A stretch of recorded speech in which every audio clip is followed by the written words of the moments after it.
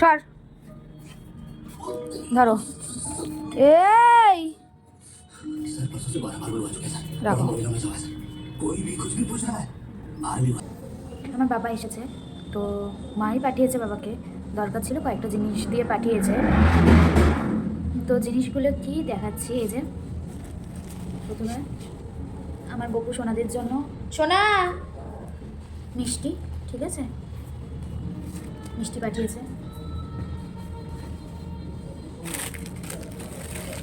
ট্রেনের চিপস, মানে ওই পাঁপড় ভাজা আর গুড় কাঠি। হাওয়া বেরিয়ে গেছে, শশা করছে।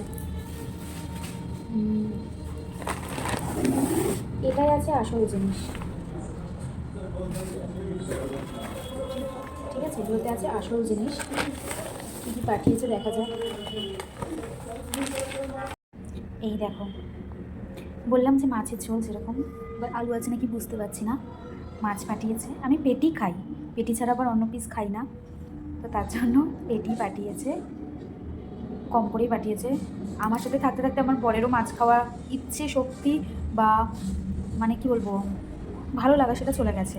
তো খুব একটা মাছ এখন আর আমার সাথে পাল্লায় পড়ে খেতে পারে না, তো তার জন্য মা কম করেই মাছ পাঠিয়েছে। এখানে হচ্ছে যে চিংড়ি মাছের সর্ষে, যেটা আমার খুব খুব পছন্দ আমার মায়ের হাতের। এটা হলে না আমি আগে ছোটোবেলায় বলতে গেলে আমি এরকম মাছ রান্না করলে আমি 3 থেকে 4 বার দিনে ভাত খেয়ে নিতাম, মানে রান্না হওয়ার পরে খালি আমার খিদে পেত। তো আমার মানে এটা হচ্ছে সেই চিংড়ি মাছের সর্ষে, দারুণ করে। আর এখানে আবার পাঠিয়েছে চিকেন কষা, এত কিছু বানিয়ে পাঠিয়েছে, তাও আবার লাল লাল করে। এরকমভাবে আমার চিকেন কষা হামেশাই বানায়, আমার ভালো লাগে, যে আলু দিয়ে ঝোল। তো আমি চিকেনও এখন খুব একটা রান্না করে, সত্যি বলতে নিজের হাতে রান্না করে আর খেতে ইচ্ছা করে না, তাই চিকেনও খুব একটা করি না রান্না, একঘেয়ে লাগে, ভালো লাগে না খেতে।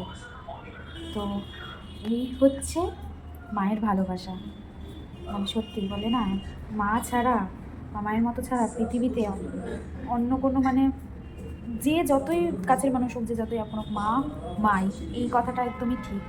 এটাই হচ্ছে মায়ের ভালোবাসা। আমি লোক সামলাতে পারছি না, তার জন্য একটুখানি আলু খাবো।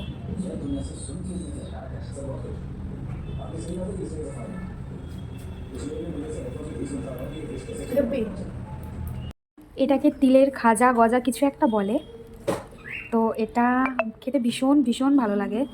তো অনেক দিন ধরে এটা মিস করছিলাম, তো এখানে কোথায় পাবো, কিন্তু এখানেই একটা ওই বেকারির দোকান আছে, তো সেখানেই গিয়ে দেখি এটা রয়েছে। এতগুলো তো খেয়ে শেষ করা যাবে না, তাই কিছুটা খাবো, কিছুটা শ্রীরামপুরে পার্সেল করতে হবে। আমার মতো কে কে এই জিনিসটা ভালোবাসো বলো তো। আচ্ছা, এটার নাম সোমপাপড়ি দিয়েছে, তো সোমপাপড়ি তো এটা নয়, এটাই খাজা গজাই হবে তিলের। ভীষণ ভালো লাগে এটা খেতে। দেখছি কীভাবে, দেখো না, আজকে যেভাবে কার্টুন দেখছিল না, এবার আমি চপ খাবো, চপ আর কফি।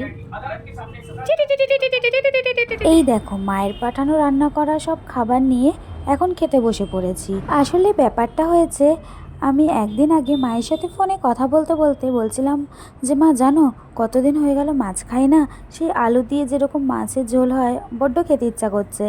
এবার মা বলছে যে হ্যাঁ তুই তো একদমই মাছ খাস না, তার জন্য মিন্টু মাছও আনতে পারে না। তো এরকম কথা হতে হতে আমি বলছিলাম হ্যাঁ যেই সময় অফিস যায় মাছও পাওয়া যায় না, তো আজকে খুব খেতে ইচ্ছা করছিল, তো কী আর করা যাবে, ও যেদিন বাড়ি থাকবে সেদিনকে মাছ আনাবো।